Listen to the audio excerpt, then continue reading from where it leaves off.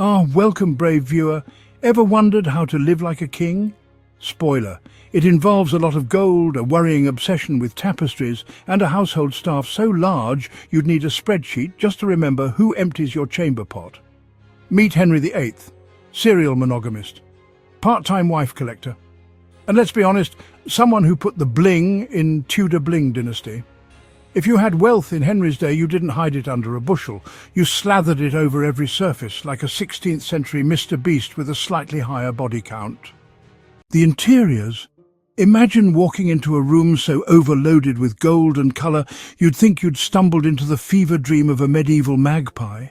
Gilded walls, ceilings that look like the set of a Renaissance Marvel film, and enough silver and silk to make Liberace blush. But wait, what if gold isn't enough? Enter grotesque decoration. No, not your uncle's Christmas jumper. We're talking classical motifs, creatures, masks, flowers and weapons all tangled together. A style imported from Rome, but with a side order of Tudor chaos. Imagine a Renaissance acid trip on your living room ceiling. Ceilings weren't just there to stop the rain coming in. They were status symbols.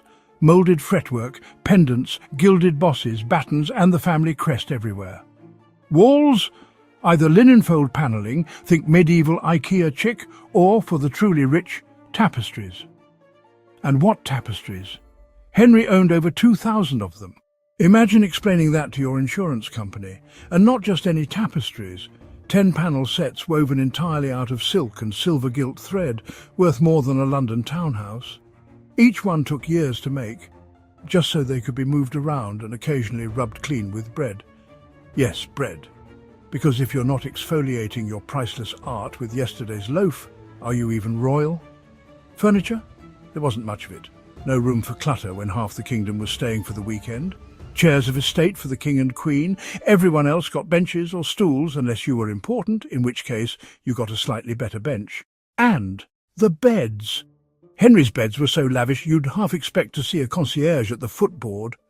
One was 11 feet square, ideal for those nights when you just need that extra pillow or a spare wife. But beneath the sparkle and velvet it was still the 16th century, which means filth, smells, and the constant threat of stepping in something best left unidentified.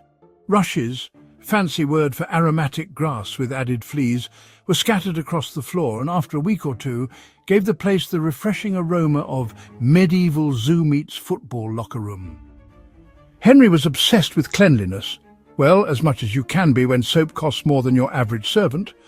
Ordinances were issued, servants were scolded, and somewhere in the kitchens someone was definitely still peeing in the hearth. Sanitation? Of course there were toilets.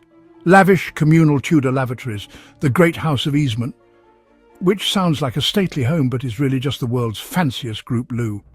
Waste was flushed by tidal river water sometimes. And if you think your job is tough, spare a thought for the gong firmer, whose actual job was to shovel out cesspits. Apply within for a life of glamour. And when the stink got too much, no problem. Just move the entire court, furniture, tapestries, beds and all down the road, sometimes by wagon, sometimes by barge, always by chaos. Fancy joining? The only thing missing was a group WhatsApp for the logistics. For all the show, the Tudor lifestyle was a war against filth and bad smells. Fleas, lice and bad breath were the great levellers. The rich had perfume balls, fancy imported soap, and linen boiled by the ton. The poor? They made do with hope and a sturdy nightcap, hole included for breath ventilation. Hygiene was aspirational. Deodorant, a distant dream. So, which of these Tudor luxuries would you want in your own house? A gold-plated ceiling, a bed big enough to lose a spouse in? Or would you rather be the one wielding the bread to dust the tapestries? Drop your answer in the comments and let's settle it, Tudor style. So viewer, what did we learn today? That beneath every royal palace lies a war between splendour and stink. Henry VIII might have slept in golden beds, but he was just as obsessed with cleanliness as your nan on spring cleaning day. And if nothing else, next time you grumble about hoovering or the price of a scented candle, just remember, at least you're not cleaning out a Tudor toilet for a living. Follow for more history, drenched in sarcasm and dread.